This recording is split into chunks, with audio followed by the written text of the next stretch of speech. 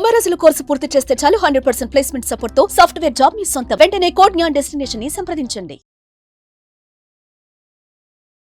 Welcome to Suman TV. నేను మీ Suman TV. నాకు AP fibre net ఇది ఒక సెన్సేషన్ అని చెప్పడంలో ఏమాత్రం డౌట్ లేదు. ఎందుకంటే పాలిటిక్స్లో ఏపీ ఫైబర్ నెట్ చుట్టూ కూడా కొంత డిస్కషన్ నడుస్తూ ఉంది. దినేష్ అండ్ దాంతోపాటు అటు జీవీ రెడ్డి. దీనికి సంబంధించి మాట్లాడడానికి మనతో పాటు హైకోర్టు అడ్వకేట్ అలగరి రవీంద్రనాథ్ గారు ఉన్నారు. అది వారి మాట్లాడినట్టు తెలుసుకుందాం. Hello sir. అండి నాగరాజ్ గారు. సరే, ఏపీ ఫైబర్ నెట్ చుట్టూ కూడా రకరకాల కథనాలు అయితే వినిపిస్తూ ఉన్నాయి మనకి. జీవీ రెడ్డి గారు అయితే మనం డైరెక్ట్గానే చూసాం. పొలిటికల్ దానికి సంబంధించినటువంటి వాటిల్లో టీడీపీ నుంచి బయటికి వెళ్తాను అనేటువంటి విషయాలు కూడా మనం చూస్తూ ఉన్నాము. మళ్ళీ లోపలికి వస్తారా అనేటువంటిది కూడా కొంత చర్చ నడుస్తూ ఉంది. అండ్ ఐఏఎస్ ఆఫీసర్ దినేష్ గురించి కూడా మాట్లాడుకోవటం జరుగుతూ ఉంది. ఏం జరుగుతుందంటే అసలు ముందుగా ఈ ఏపీ ఫైబర్ నెట్ అంటే ఏంటో తెలుసుకోవాలి నాగరాజ్ గారు. ప్రధానంగా 2017లో అప్పటి చంద్రబాబు నాయుడు గారు ప్రభుత్వం ఏర్పాటైన తర్వాత డిజిటల్ ఆంధ్రప్రదేశ్ అనేటువంటి దానిలో భాగంగా ఈ ఏపీ ఫైబర్ నెట్ అనేటువంటి ఒక కార్పొరేషన్ ఏర్పాటు చేయడం జరిగింది.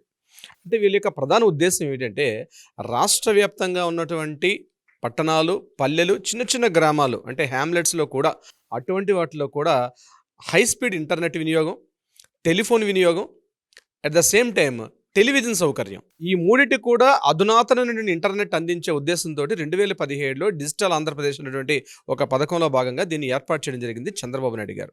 అందులో భాగంగా ఏర్పాటు చేసిన తర్వాత ఏంటంటే ఈ యాక్చువల్గా ఏంటంటే ఇంటర్నెట్ వినియోగం అంతా కూడా మనం అనుకుంటాం ఏంటంటే ఇంటర్నెట్ వైఫై ద్వారా వస్తుంది అనుకుంటాం. కానీ యాక్చువల్గా అది ఫైబర్ నెట్ ద్వారా అంటే ప్రతి గ్రామానికి కూడా అనుసంధానం చేయాలి. అంటే ఇప్పుడు జియో నెట్వర్క్స్, రిలయన్స్ ఉన్నాయి కాబట్టి ఇవి కాకుండా హై స్పీడ్ ఇంటర్నెట్ అంటే సిటీస్లో ఎంత హై స్పీడ్ ఉంటుందో అదే ఇంటర్నెట్ అటు హాస్పిటల్స్లో కానీ, స్కూల్స్లో కానీ, కాలేజెస్లో కావచ్చు, ప్రభుత్వ కార్యాలయాలు వీటన్నిటిలో కూడా హై స్పీడ్ ఇంటర్నెట్ వినియోగం కావాలి. అంటే సింగపూర్ స్థాయిలోనో లేకపోతే అభివృద్ధి చెందిన దేశాల్లో ఏ స్థాయి అయితే ఉంటుందో అటువంటి స్థాయి ప్రతి మారుమూల పల్లెల్లో, గ్రామాల్లో కూడా అంత హై స్పీడ్ ఇంటర్నెట్ వినియోగం చెందాలి.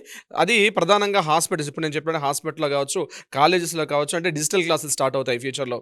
ఆ డిజిటల్ క్లాసులు స్టార్ట్ అయ్యేటప్పుడు కూడా ఎవరికి కూడా ఇంటర్నెట్ అంతరాయం లేకుండా, అంతరాయం లేని 24/7 ఒక కస్టమర్ కేర్ సర్వీస్ని ఏర్పాటు చేస్తూ ప్రతి గ్రామానికి కూడా డిజిటలైజేషన్ చేయాలి అన్నటువంటి ఒక సదుద్దేశంతో ఏర్పాటు చేసినటువంటి ఈ ఫైబర్ నెట్ అన్నటువంటి ఒక కార్పొరేషన్. ఈ ఫైబర్ నెట్ కార్పొరేషన్ అనేది అసెంబ్లీతో ఏర్పాటైంది. దీనికి ఒక చైర్మన్ని, అట్ ద సేమ్ టైమ్ దానికి ఒక ఎండీని కూడా, అంటే మీకు తెలుసు కదా మన ఇండియన్ సిస్టమ్ అంతా కూడా ఒక గవర్నమెంట్ నుంచి అపాయింటెడ్, నామినేటెడ్ అయినటువంటి ఒక పోస్ట్ చైర్మన్ స్థాయిలో ఉంటారు. ఆ స్థాయికి అనుసంధానం చేస్తూ ఒక ఐఏఎస్ ఆఫీసర్ని కూడా ఏర్పాటు చేయడం కార్పొరేషన్ యొక్క విధి విధానం. ప్రతి కార్పొరేషన్ కూడా అలాగే ఉంటారు. అంటే దాన్ని ఒక ఐఏఎస్ ర్యాంక్లో ఉన్నటువంటి ఒక వ్యక్తి దానికి డైరెక్టర్గా పనిచేయడం, ఈ సంస్థను మొత్తాన్ని ఎంటర్ చేస్తూ దానికి ఒక చైర్మన్ స్థాయి పోస్ట్ కూడా ఉంటుంది. ఉదాహరణకి మీరు ఆర్టీసీని తీసుకోండి. ఆర్టీసీకి ఒక ఎండీ ఉంటారు, ఆర్టీసీకి ఒక చైర్మన్ ఉంటారు. టెలికాం డిపార్ట్మెంట్లో ఒక ఎండీ ఉంటారు, దానికి ఒక చైర్మన్ ఉంటారు. అంటే కార్పొరేషన్స్ అని అలానే పనిచేస్తుంటాయి.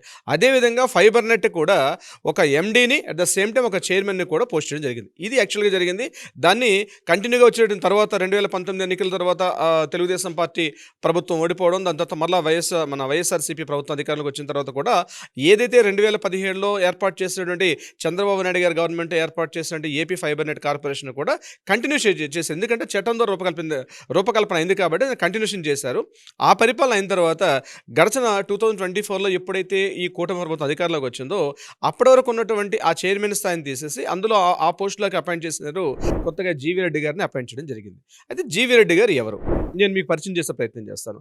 జీవీ రెడ్డి గారు కూడా ఒక మంచి న్యాయవాది, ఒక మంచి ముఖ్యంగా క్రిమినల్ లాస్లో చదువుకున్నటువంటి ఒక మంచి advocate. Is a perfect advocate. చాలా కేసెస్ను కూడా దానికి సంబంధించి పట్టు సాధించిన వ్యక్తి. ఆయన మీడియా ప్రసంగాల్లో మాట్లాడుతూ కూడా అందరూ మాట్లాడుకోకుండా ఒక టెక్నికల్ పారామీటర్స్లో మాట్లాడుతూ విత్ దాన్ని సంబంధించినటువంటి ప్రతి ఈచ్ అండ్ ఎవరిని కూడా ఎనాలిసిస్ చేసే విధానంలో కూడా పర్ఫెక్ట్ ఉన్నటువంటి మంచి పట్టున్నటువంటి వ్యక్తి జీవీ రెడ్డి గారు. అంటే మాట్లాడే ఏదైతే ప్రతి పాయింట్కి కూడా ఒక టెక్నికల్ సపోర్ట్ తీసుకుని మాట్లాడడం కూడా జరుగుతుంది అని. అంతే దానికి ఎగ్జాంపుల్ మీకు చెప్పాలంటే జీవీ రెడ్డి గారి విషయంలో మాట్లాడినట్లయితే ప్రతి రాష్ట్రం అంటే ప్రతి ఎవ్రీ మంత్ సెంట్రల్ గవర్నమెంట్ నుంచి రాష్ట్ర ప్రభుత్వానికి ఎంతెంత నిధులు వస్తుంటాయి, విడుదల చేస్తుంది సెంట్రల్ గవర్నమెంట్, ఎంత నిధుల్ని రాష్ట్ర ప్రభుత్వానికి విడుదల చేస్తున్న లెక్కలను కూడా ఆయన అధికారికంగా ఆర్టీఐ రిపోర్ట్స్ తెప్పించుకొని కూడా ఇగో ఈ నెల ఎంత అమౌంట్ వచ్చింది, ఈ క్వార్టర్లో ఎంత అమౌంట్ వచ్చింది సెంట్రల్ గవర్నమెంట్ నుంచి, ఇంత ఫండ్స్ వచ్చాయని చెప్తూ కామన్ మ్యాన్ కూడా అర్థమయ్యే భాషలో ఆయన మీడియా ముందు మాట్లాడుతూ కూడా ఎంటైర్ ఆ ఏపీ రాష్ట్ర ప్రభుత్వం మొత్తం అందరినీ కూడా తన తన దృష్టికి తిప్పుకున్నారు ఆయన. మొదట్లో కాంగ్రెస్ పార్టీలో ఉన్నప్పుడు కూడా కాంగ్రెస్ పార్టీ యొక్క విధి విధానాలు నచ్చక తర్వాత ఏం చేశారంటే అక్కడి నుంచి డైరెక్ట్గా టీడీపీ యొక్క దీంట్లో పార్టీలో చేరడం జరిగింది. టీడీపీ పార్టీ సభ్యత్వాన్ని తీసుకున్నారు. పార్టీ సభ్యత్వాన్ని తీసుకుని కూడా ఆయన అంత టెక్నికల్గా మాట్లాడుతుంటే ఇమీడియట్గా టీడీపీ పార్టీలో కూడా ఏంటంటే యూత్ని అట్రాక్ట్ చేసే విషయంలో ఇమీడియట్గా జీవీ రెడ్డి గారు అధికార అంటే టీడీపీ పార్టీ పెద్దల్లో కూడా కనుసన్నల్లో పడడం ఇమీడియట్గా ఆయనకు ఒక మంచి స్థాయిని ఇస్తాం, అధికారంలోకి వస్తే ఖచ్చితంగా ఒక మంచి స్థాయిని ఇస్తాం అనుకున్నారు. అదే స్థాయిలో ఏం చేశారంటే ఎప్పుడైతే ఆయన తాలూకా టెక్నికల్ నాలెడ్జ్ బాగుందని అన్ని రకాలుగా మంచి స్పోక్స్ పర్సన్ బాగా మాట్లాడుతుందని చెప్పి ఆ పార్టీకి జాతీయ ప్రధాన ఒక స్పోక్స్మెన్గా పోస్ట్ చేస్తూ అట్ ద సేమ్ టైం ఇప్పుడు నేను చెప్పినట్టు ఏపీ ఫైబర్ నెట్కి కూడా ఆయన చైర్మన్గా పోస్ట్ చేయడం జరిగింది. ఇది యాక్చువల్లీ ఇట్స్ అ పార్ట్ ఒకటి. సెకండ్ పార్ట్ విషయానికి వస్తే దినేష్ కుమార్ గారు ఎవరంటే ఆల్రెడీ ఒక ఐఏఎస్ ఆఫీసర్ అయినా, అంటే ఈ యొక్క యంగ్ చాప్ అయినా, అంటే ఈయన అదే ప్రాంతం ఉండవల్లి ప్రాంతంలో చదువుకుని విద్యాభ్యాసం విజయవాడ ప్రాంతవాసులైనా అక్కడ విద్యాభ్యాసం చేసి చదువుకున్నారు ఈయన దినేష్ కుమార్. చదువుకొని ఇంటర్మీడియట్ కూడా అక్కడ కంప్లీట్ అయిన తర్వాత వాళ్ళ ఫ్యామిలీ యాక్చువల్గా ఈ వస్త్ర వ్యాపారం సంబంధించిన ఫ్యామిలీ బ్యాక్గ్రౌండ్ వాళ్ళది. అక్కడ నుంచి ఆయన నిఫ్ట్ అంటే వరంగల్ ఉన్నటువంటి నిట్లో జాయిన్ అయ్యారు. అక్కడ అయిపోయిన తర్వాత ఆయన ఇమీడియట్గా వేరే జాబ్ వచ్చినప్పుడు కూడా వేరే జాబ్కి వెళ్ళకుండా నేను సివిల్స్ రాసి పాస్ అవుతానని చెప్పి ఒక 18-20 ఏళ్ళ వయసులోనే ఇమీడియట్గా ఏం చేశారంటే ఢిల్లీలో ట్యూషన్ తీసుకొని 2017లోనే ఈయన ఐఏఎస్ తెచ్చుకోవాలంటే 6th ర్యాంక్ తెచ్చుకొని ఒక ఐఏఎస్ కేటగిరీ పాస్ అయిన వ్యక్తి అయినా చాలా వెరీ ప్రామినెంట్ పర్సన్, చాలా ఎడ్యుకేటెడ్ పర్సన్. ఎప్పుడైతే ఆ యంగ్ చాప్ వచ్చారో ఆ సందర్భంలో ఒకసారి చంద్రబాబు నాయుడు గారు వీళ్ళందరినీ కూడా సన్మానం చేసే దీంట్లో కూడా అప్పట్లోనే దినేష్ కుమార్ గారిని పిలిచి ఒక యంగ్ గట్టిగా చూస్తే ఆయనకు ఒక 24-25 ఇయర్స్ ఉంటాయి. జీవీ రెడ్డి గారు కూడా కాస్త అటు ఇటుగా 30 ఇయర్స్గా అటు ఇటుగా ఉంటారు, పెద్ద ఏజ్ కూడా కాదు. అంటే ఇతను కూడా యంగ్ చాపే. అయితే ఇతన్ని వేరే పోస్ట్లో చేసిన తర్వాత అక్కడ నుంచి ఈయనకి ఈ యొక్క ఏపీ ఫైబర్ నెట్ ఇందులో ఈయనకి ఒక డైరెక్టర్ పోస్ట్ ఇవ్వడం జరిగింది. ఒక ఐఏఎస్ ఆఫీసర్గా అద్భుతంగా ఆయన చేస్తున్నారు.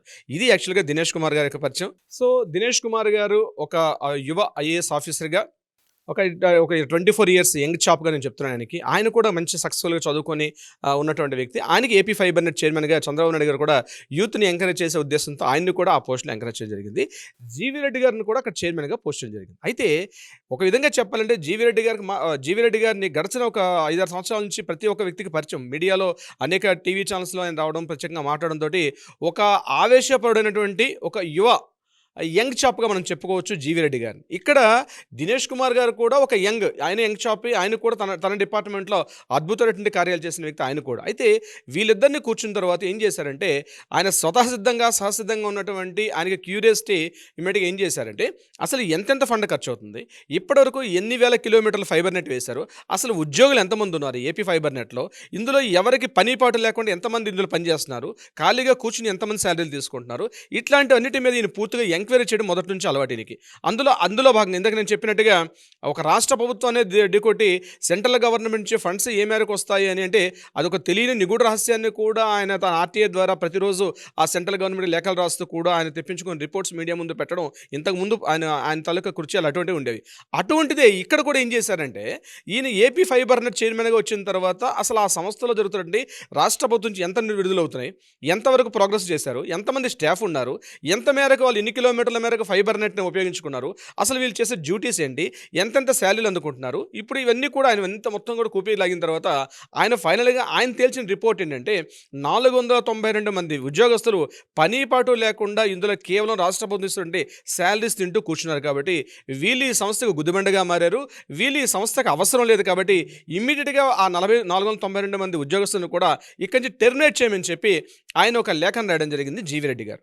రాసిన తర్వాత ఇంతేకాకుండా ఏదైతే ఈ ఫైబర్ నెట్ అని ఏదైతే ఆ కేబుల్ సిస్టమ్ ఆప్టికల్ ఫైబర్ ఏదైతే వేస్తున్నామో గ్రామానికి వేస్తున్నట్టుంది అవి వేయకుండా అసలు అటువంటి వైర్సే లేకుండా కంప్లీట్గా వీళ్ళు ఫ్రాడ్ చేశారు, ఇన్ని వేల కిలోమీటర్లు చేసి ఇంత మొత్తంలో వీళ్ళు రాష్ట్ర ప్రభుత్వం యొక్క నిధుల్ని దుర్వినియోగపరిచారని కూడా ఒక రిపోర్ట్ను తయారు చేసి జీవీ రెడ్డి గారు దీన్ని రాష్ట్ర ప్రభుత్వం ముఖ్యమంత్రి స్థాయిలో పెట్టడం జరిగింది. అట్ ద సేమ్ టైం ఆయన దినేష్ కుమార్ గారు అంటే ఆ సంస్థ డైరెక్టర్గా ఉన్నటువంటి దినేష్ కుమార్ గారిని కూడా ఉద్దేశిస్తూ ఒక లేఖ రాసుకున్నారు. ఎప్పుడైతే చైర్మన్ గారు సస్పెండ్ చేశారో, టెర్మినేట్ చేశారో ఈ 492 మంది ఈ ఉద్యోగస్తుని, ఈ లేఖని దినేష్ కుమార్ గారి యొక్క ఎండీ గారి సిగ్నేచర్ ఉంటే తప్ప ఆ 492 ఉద్యోగస్తుల్ని టెర్మినేట్ చేసే అధికారం ఉండదు. అంటే చైర్మన్ గారి సైన్ ఉండాలి, అట్ ద సేమ్ టైం అక్కడ ఎండీ గారి సైన్ కూడా ఉండాలి. అయితే ఈయన సూచించి 3 నెలలు అవుతున్నప్పుడు కూడా దినేష్ కుమార్ గారు పట్టించుకోకుండా బుట్ట దాఖలు చేయడం జరిగింది. అంటే ఆ 492 మంది ఎవరైతే ఉద్యోగస్తులు అనధికారికంగా తమ యొక్క డ్యూటీస్ని చేస్తున్నారో వీళ్ళందరూ వేస్ట్ అని చెప్పారు. బట్ వాళ్ళని చేయకుండా వాళ్ళని గడిచిన రెండు మూడు నెలల నుంచి కూడా వాళ్ళకి శాలరీస్ కంటిన్యూ చేస్తూ వాళ్ళని అదే జాబ్లో కంటిన్యూషన్ చేస్తున్నారు. సో ఇక్కడ జీవీ రెడ్డి గారు హర్ట్ అయినట్టుగా మనకు కనిపిస్తుంది. ఎప్పుడైతే ఇక్కడ ఈగోస్ దెబ్బతున్నాయి అంటే నేను ఒక చైర్మన్ స్థాయిలో నేను చెప్పినప్పుడు కూడా మీరు పట్టించుకోకుండా ఉన్నారు అని చెప్పి జీవీ రెడ్డి గారు హైలైట్ చేయడం జరిగింది. దినేష్ కుమార్ గారు తన డ్యూటీ ప్రకారం ఏంటంటే ఇమీడియట్గా దానికి రాష్ట్ర ప్రభుత్వం పంపించాం కాబట్టి అక్కడి నుంచి ఒక ఫీడ్బ్యాక్ వచ్చాక ఆయన చేస్తే బాగుంటుంది, ఆయన ఉద్దేశం బాగా అయి ఉండొచ్చు అని కొంతమంది చెప్పడం జరుగుతుంది. ఇటువంటి ఈ రెండు భేదాభిప్రాయాల మధ్యలో ఏం జరిగింది, జీవీ రెడ్డి గారు ఇమీడియట్గా ప్రెస్ మీట్ పెట్టి మా సంస్థలో నేను ఏదైతే చైర్మన్గా కార్పొరేషన్ చైర్మన్గా ఉన్నటువంటి నా సంస్థలో ఇటువంటి అనేది జరిగాయి కాబట్టి ఇమీడియట్గా నాకు ఇక్కడ సరైన ఐడెంటిఫికేషన్ లేదు, సరే నేను అనుకున్న వరకు కూడా ఇక్కడ చేయలేకపోతున్నాం కాబట్టి నేను ఈ జాబ్కి నేను ఫిట్ కాదు కాబట్టి నేను ఎగ్జిట్ అయిపోతానని చెప్పి ఆయన మీడియాలో చెప్తూ ఇంతకుముందు వైఎస్ఆర్సీపీ ప్రభుత్వం ఉన్నటువంటి ఎవరైతే అధికారులు ఉన్నారో ఇప్పటికి కూడా రాష్ట్ర ప్రభుత్వం యొక్క ప్రభుత్వ మార్పు జరిగింది కానీ అధికారులు మాత్రం ఇప్పటికి కూడా వైఎస్ఆర్సీపీ ప్రభుత్వంలో ఎటువంటి వాళ్ళు ఉన్నారో వాళ్ళే స్టిల్ ఇప్పటికీ కంటిన్యూ అయ్యి వాళ్ళకి తొత్తులుగా పనిచేస్తున్నారని చెప్పి జీవీ రెడ్డి గారు మీడియా ముఖంగా మాట్లాడుతూ ఆయన కొద్దిగా ఘాటు వ్యాఖ్యలు చేశారు.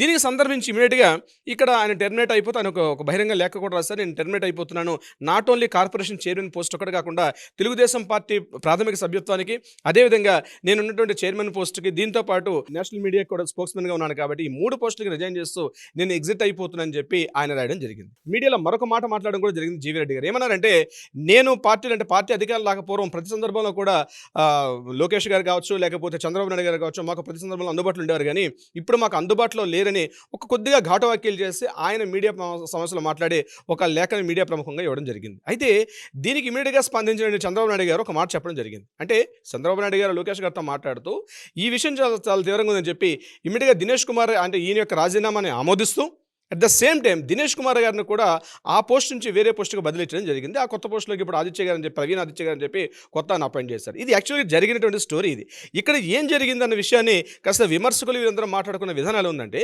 జీవీ రెడ్డి గారు స్వతసిద్ధంగా ఆవేశపరుడు కాబట్టి ఎప్పుడైతే ఇలా మాట్లాడారో తన స్వపక్షంలోనే ఉన్నటువంటి కొంతమంది జీవీ రెడ్డి గారు చాలా మేధావి బట్ అయినప్పటికీ కూడా ఆయన చేసేటువంటి ఈ పని కరెక్ట్ పని అయినప్పటికీ కూడా చంద్రబాబు నాయుడు గారు కావచ్చు లోకేష్ గారు కావచ్చు డిప్యూటీ సీఎం పవన్ కళ్యాణ్ గారు కావచ్చు దీన్ని పట్టించుకోకుండా ఇంటర్నల్ వ్యవహారాన్ని పట్టించుకోకుండా ఈయన్ని కాస్త నెగ్లెక్ట్ చేస్తారనేటువంటి ఆ సిచ్యుయేషన్ అనేది కొంతవరకు పార్టీ శ్రేణుల్లో మాత్రం కొంతవరకు ఆ రకమైన వాతావరణం అయితే జరగడం జరిగింది. ఈ దిద్దుబాటు చర్యలు చంద్రబాబు నాయుడు గారు చేశారు. అయితే నేనేమంటానంటే యాజ్ అవుట్ సైడ్ పర్సన్గా నేను మాట్లాడేది ఏంటంటే ఇక్కడ పార్టీ లేనప్పుడు పార్టీ అధికారులు లేనప్పుడు ఖచ్చితంగా జీవీ రెడ్డి గారు నేను చెప్పబోతున్నాను నా పర్సనల్ పాయింట్ ఇది. ఇందులో నేను చెప్పేది ఏంటంటే ఇక్కడ పార్టీ అధికారులు లేనప్పుడు చంద్రబాబు నాయుడు గారు అందుబాటులో ఉన్నారంటే ఖచ్చితంగా ఉంటారు. బట్ ఒకసారి ప్రభుత్వం ఏర్పాటు చేసిన తర్వాత ప్రభుత్వ యంత్రాంగంలో ఆయనకంటూ కొన్ని ప్రోటోకాల్స్ ఉంటాయి, కొన్ని రిలేషన్స్ ఉంటాయి కాబట్టి ప్రత్యక్షంగా మాట్లాడి చంద్రబాబు నాయుడు గారి దృష్టికో డిప్యూటీ సీఎం గారి దృష్టికో లోకేష్ గారి దృష్టిలో తీసుకెళ్ళి ఇంటర్నల్ వ్యవహారాన్ని కాబట్టి ఇంటర్నల్గా మార్చుకుంటే బాగుండేది. ఆవేశం పడ్డం అన్నది ఇంతకుముందు సిచ్యువేషన్ వేరు. అది ఒకసారి అధికారంలోకి వచ్చిన తర్వాత అన్ని జోనర్స్ని చూసుకోవాల్సిన అవసరం ఒక సీఎం గారి స్థాయిలో ఉంటుంది. దానికి అందరినీ చూసుకోవాలి. అంతేగాని ఇమీడియట్గా నాకు ఈ ఆలోచన వచ్చింది కాబట్టి తప్పు చేశారు కాబట్టి ఇమీడియట్గా అక్కడ వాళ్ళందరినీ శిక్షణ చేసి టెర్మినేట్ చేసి అది అవకాశం ఉండకపోవచ్చు. కొన్ని సందర్భాల్లో వెయిట్ చేసి దానికి ఏ రకంగా సొల్యూషన్ చేస్తే బాగుంటుందని పార్టీ శ్రేణుల్లోనూ ఉన్నతాధికారులతో మాట్లాడుతూ దాని సొల్యూషన్ తీసుకోవాలి తప్పించి నాకు ఈ ప్రపోజల్ పెట్టాను కాబట్టి నాకు నచ్చలేదు కాబట్టి తప్పు జరిగిందా జరగలేదో ఒక కమిటీ వేస్తారు, నిర్ణయిస్తారు. ఆ నిజ నిర్ధారణ కమిటీ దాన్ని సొల్యూషన్ చేస్తారు. అంతేకాకుండా జరిగింది కాబట్టి నా మాట చెల్లుబడి కాలేదు కాబట్టి నేను ఎగ్జిట్ అయిపోతాను అన్నటువంటి ఏదైతే ఆవేశమైనటువంటి ఆలోచనలు ఉన్నాయో ఇది కరెక్ట్ కాదు. నా సొంత అభిప్రాయం మాత్రం ఇది ప్యూర్గా ప్రత్యక్షంగా నేను చెప్తున్నాను. జరిగిన సిచ్యువేషన్ దగ్గరగా చూస్తున్నాను కాబట్టి ఇది నా వ్యక్తిగత అభిప్రాయం. ఇకపోతే ఇక్కడ కార్పొరేషన్ అధికారిగా ఉన్నటువంటి అంటే ఎండీ స్థాయి దినేష్ కుమార్ గారు ఎందుకు చేయలేకపోయారంటే ఆయనకు కొన్ని లిమిటేషన్స్ ఆయనకు ఉండే అవకాశం ఉంటుంది. ఇమీడియట్గా చైర్మన్ గారు చెప్పారు కాబట్టి తీసేయడానికి అవకాశం ఉంటే ఈరోజు ఏ చైర్మన్ ఉంటుంది ఏ ఉద్యోగస్తులు కూడా బహుశా పనిచేయకుండా అందరూ కూడా ఖాళీ ఉండే పరిస్థితి వస్తుంది. సో ఆయన హోందాగా దినేష్ కుమార్ గారు ఒక ఐఏఎస్ ఆఫీసర్గా ఆయన చదువుకున్న వ్యక్తిగా ఆయన తన పార్టీని తన బాధ్యతను హోందాగా చేశారనుకుంటున్నాను. ఏదైనప్పుడు కూడా ఇది ప్రభుత్వము పార్టీ యంత్రాంగం ఈ మూడు కలిసి ఉన్నటువంటి విషయాలు కాబట్టి ఎందుకంటే చైర్మన్ గారు ప్రభుత్వం పరంగా వచ్చారు, ఇక ఈయన పనిచేస్తున్న వ్యక్తి ఈయన అధికారంగా పనిచేస్తున్నారు. సో వీళ్ళ మధ్య ఒక సమన్వయ లోపం జరిగిందని నేనైతే అనుకుంటున్నాను. ఈ సమన్వయ లోపం అవడం వల్ల ఏపీ ఫైబర్ నెట్ విషయంలో ఇన్ని రకాలుగా అవాకులు చవాకులు వెళ్ళి విమర్శకులకు కూడా అవకాశం ఇచ్చేటట్టుగా పరిస్థితి వచ్చింది. అంటే ఎంతో అనుభవం చంద్రబాబు నాయుడు గారికి ఇటువంటి విషయాలు కొత్త ఏమి కాదు. ఎన్నో సందర్భాల్లో ఆయన ఎన్నో రిస్క్ మేనేజ్మెంట్స్లో కూడా చాలా అద్భుతంగా పనిచేశారు. సో ఇది చాలా చిన్న విషయం అనుకుంటాను. ఏదో వాళ్ళ పార్టీ కావచ్చు వ్యక్తిగతంగా కావచ్చు పెద్ద డ్యామేజే జరగదు కానీ ఈ సొల్యూషన్ ఇమీడియట్గా మార్చేసి ఎందుకంటే చైర్మన్ జీవీ రెడ్డి గారు ఒక మాట చెప్పారని ఆయన ఎప్పుడైతే రిజైన్ చేశారు ఇమీడియట్గా ఆయనకి తన పార్టీలో ఉన్నటువంటి తన వ్యక్తికి ఎంత ఇంపార్టెన్స్ ఇస్తున్నారన్నది ఆయన అధికారం నుండి దినేష్ కుమార్ గారిని కూడా ఆ పార్టీని తప్పించి, అంటే ఆ పదవిని తప్పించి వేరే వ్యక్తిని అపాయింట్ చేయడం కూడా తన హోందాతనం చాటుకున్నారు ఇక్కడ. సో ఏదేమైనప్పుడు కూడా ఇప్పుడు ఇందాక మీరు అన్నట్టుగా మళ్ళీ జీవీ రెడ్డి గారు పార్టీలోకి వస్తారంటే ఖచ్చితంగా వస్తారు, 100% వస్తుంది. అది 6 నెలలు పడుతుందా, 1 ఇయర్ పడుతుందా, 2 ఏళ్ళు పడుతుందా తెలియదు. కానీ ఎందుకంటే ఇప్పుడే పదవి అంటే ప్రభుత్వం ఏర్పడే జస్ట్ ఇప్పుడు ఓన్లీ ఒక 9 months 6 months అవుతుంది.